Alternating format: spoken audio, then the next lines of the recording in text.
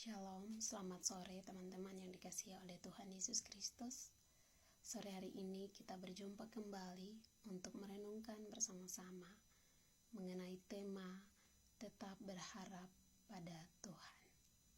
Tentu saja tema ini sangat relevan bagi kita sebagai anak muda, di mana kita diperhadapkan berbagai macam tekanan, tantangan, kehidupan yang melemahkan iman kita. Bacaan kita pada sore hari ini terambil dalam kitab Mazmur 123 ayat 1 sampai 4. Teman-teman, sebelum kita masuk pada renungan, saya memiliki sebuah ilustrasi di mana ada seorang ibu petani yang hidup di pedesaan. Pada suatu hari, ibu ini menanam sebuah benih di tanah pada halaman rumahnya. Setiap pagi sore, ibu menyirami benih tersebut. Namun, berminggu-minggu tanaman ini tidak bertumbuh. Dengan begitu, mungkin saja ibu ini bisa menyerah dan mengeluarkan benih itu dari tanah.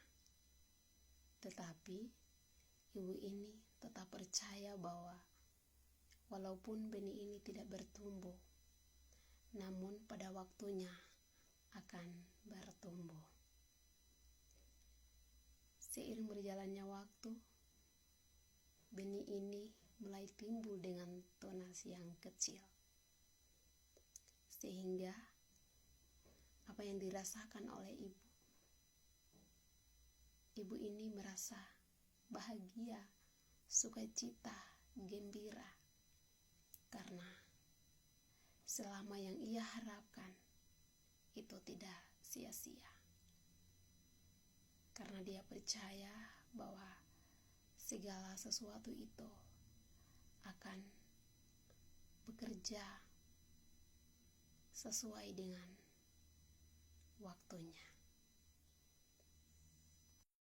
Nah, teman-teman, ketika kita berharap pada Tuhan, itu sebagai ibarat sebuah benih dalam tanah, di mana harapan kepada Tuhan kadang tidak langsung terlihat. Oleh sebab itu, dari ilustrasi ini mengingatkan kita kembali untuk terus tetap berharap pada Tuhan, bahwa apa yang tidak terlihat itu sedang diproses oleh Tuhan untuk kebaikan kita. Teman-teman yang dikasihi oleh Tuhan Yesus Kristus, ketika kita berbicara tentang Alkitab, kita tidak terlepas dari konteks. Kitab Mazmur ini merupakan salah satu dari bagian Mazmur yang dikenal sebagai nyanyian jahara. Mazmur ini dinyanyikan oleh umat Israel pada saat berjalan ke Yerusalem untuk melakukan ibadah di Bait Suci. Tentu saja, Mazmur ini ditulis oleh Daud pada masa pemerintahannya, ketika umat Israel menghadapi berbagai macam tantangan, di mana mereka ditindas, diskriminasi, dihina oleh orang-orang yang merasa hidupnya lebih aman, orang-orang yang berkelimpahan. Orang-orang yang di sini adalah masyarakat kolonial yang mungkin saja dari bagian dari mereka atau orang-orang asing yang hidupnya sudah berkelimpahan, sehingga mereka seenaknya menindas kaum umat Israel pada masa itu. Teks ini juga menunjukkan pengalaman kehidupan umat Israel yang hidup dalam tekanan dan situasi yang sulit. Dalam kondisi seperti itu, mereka mencari tempat perlindungan dan meminta pertolongan Tuhan. Selain itu, pemazmur ini juga memperlihatkan hubungan antara hamba dengan tuannya, di mana hambanya mengangkat matanya untuk meminta belas dan pertolongannya. Jadi pemazmur ini tidak mengandalkan kekuatan dan egonya sendiri, tetapi di bawah tekanan orang-orang sombong, pemazmur ini tetap berharap pada Tuhan yang akan memberikan pertolongan dan kekuatan. Pemazmur ini menggambarkan Tuhan sebagai hamba yang berharap pada tuannya yang akan memberikan pertolongan kepadanya. Dia tidak bisa berharap siapapun selain dia beriman kepada Tuhan. Teman-teman pemuda yang dikasihi oleh Tuhan Yesus Kristus, kata berharap dalam bahasa Ibrani adalah kafah, artinya menunggu dengan penuh harap. Kita dengan penuh keyakinan bahwa Tuhan akan datang menolong kita, dan kita tidak menunggu dengan setengah hati, tetapi kita memberikan hati kita, tubuh kita, pikiran kita sepenuhnya untuk Tuhan. Kita menunggu proses Tuhan bekerja. Teman-teman, pemazmur ini juga menggambarkan orang percaya yang selalu rendah hati, senantiasa dengan penuh harapan, menantikan Allah untuk mengakhiri penghinaan, penindasan yang dilakukan oleh orang-orang sombong pada masa itu kepada umat Israel, pada masa pemerintahan Daud. Teman-teman, pemazmur ini juga menggunakan kata kiasan di dalam pasal 2. Seperti mata para hamba laki-laki memandang kepada tangan tuannya, seperti mata hamba perempuan memandang kepada tangan nyonyanya, demikianlah mata kita memandang kepada Tuhan Allah kita sampai Ia mengasihi kita. Pemazmur memakai kata kiasan ini seperti hamba yang berharap pada tangan tuannya. Artinya, pemazmur ini dia menggambarkan Tuhan sebagai hamba, di mana Tuhan sendirilah yang dapat menolong dan menguatkan dia. Dalam kondisi seperti itu, tidak ada manusia satupun yang dapat menolong dia selain ia berharap beriman kepada Tuhan. Sehingga teman-teman, pemazmur ini mau mengajarkan kita bahwa tetaplah berharap kepada Tuhan yang selalu menantikan pertolongan dari Tuhan dengan penuh ketekunan dan kesetiaan. Teman-teman pemuda yang dikasihi oleh Tuhan Yesus Kristus, realitas kehidupan kita saat ini, kita diperhadapkan begitu banyak tantangan kehidupan yang melemahkan iman kita. Dengan begitu banyak pergumulan yang kita naikkan, pergumulan seperti pekerjaan, masa depan, masalah ekonomi, dan mencari pasangan hidup.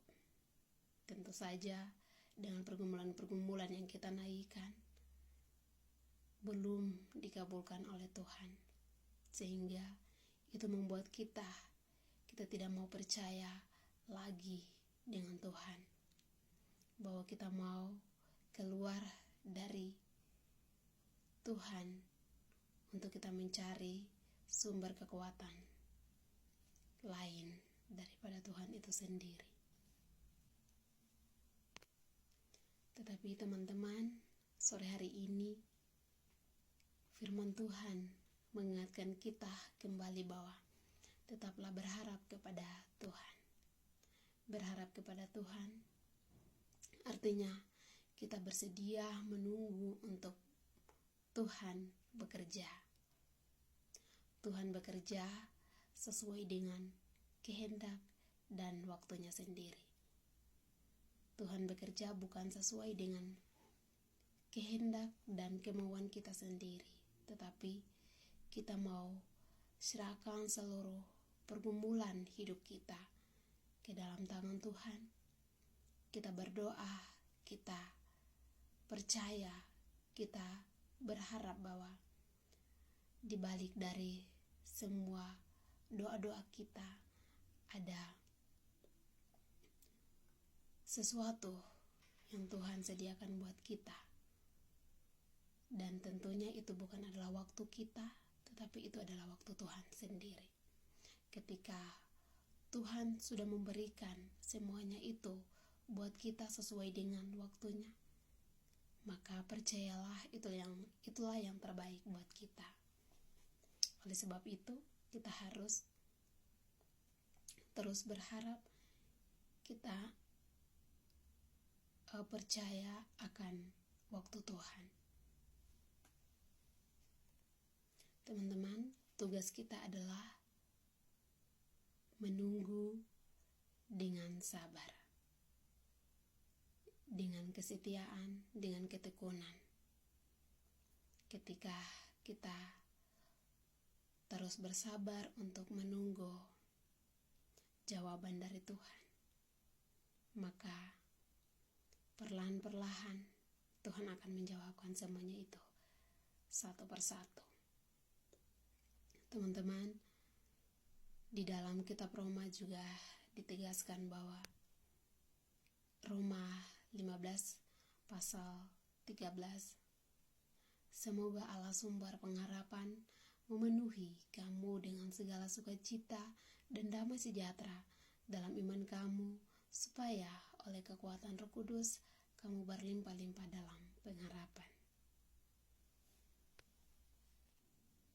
Teman-teman yang dikasihi oleh Tuhan Yesus Kristus, berharap kepada Tuhan bukan hanya sekedar pasif untuk kita menunggu pertolongan Tuhan tanpa berusaha,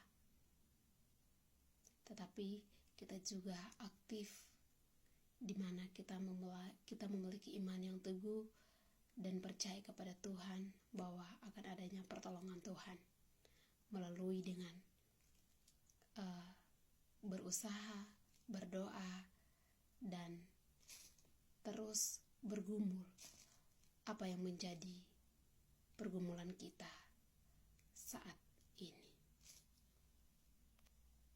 Teman-teman, mari kita belajar dari si pemazmur ini bahwa berharap kepada Tuhan bukan dalam situasi yang baik, tetapi dalam kondisi seperti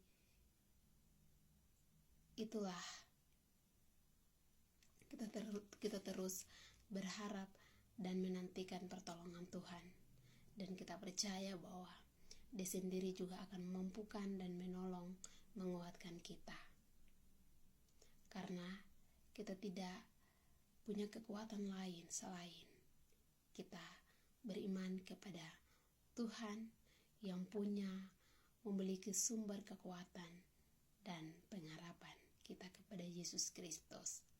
Pertanyaan refleksi untuk kita semua, apakah kita sudah sama dengan pemazmur yang selalu berharap dalam tekun menantikan pertolongan Tuhan? Lalu apa saja yang dapat kita lakukan agar kita terus tetap berharap kepada Tuhan? Semoga firman Tuhan ini memberkati kita, terus menguatkan kita dalam menghadapi berbagai banyak tantangan yang menjadi pergumulan kita. Tuhan Yesus memberkati. Amin.